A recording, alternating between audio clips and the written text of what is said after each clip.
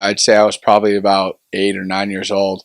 My dad used to get tickets for the Atlanta Thrashers through his work, and one night my mom couldn't go, so he took me, and I just fell in love with it, and I started skating a couple months later. I would say the Thrashers definitely helped kind of spark that interest with a lot of my friends growing up. And then as we got older and we started getting more competitive and more serious about it, and then we had um, a former professional, Jan Kaminsky, moved down, and he kind of helped, build ice hockey in Georgia. So I grew up skating with him and his son and a lot of my close friends, and that's how we kind of started to kind of grow the game a little bit.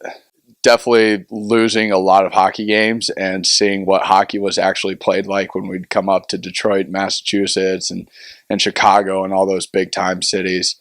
But it was definitely a lot smaller culture. You definitely knew everybody growing up, which I think helped us a lot.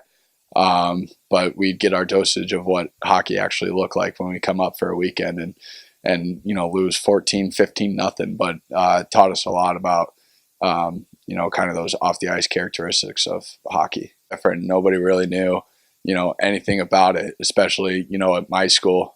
We had a high school hockey team, but my D partner couldn't necessarily skate backwards, to say the least. But no, I definitely just wanted to continue to stick with it just because it was so unique, and I had a blast doing it. So I never really wanted to get into football or anything like that and kind of blend in with everybody. And I just kind of wanted to be unique, I guess. Oh, absolutely. I think everybody from my town and surrounding towns that are hockey players, I think you definitely have a little bit of pride knowing that you made it out of a very small town and made it to where you are now. I think that's definitely just a great experience for somebody to endure.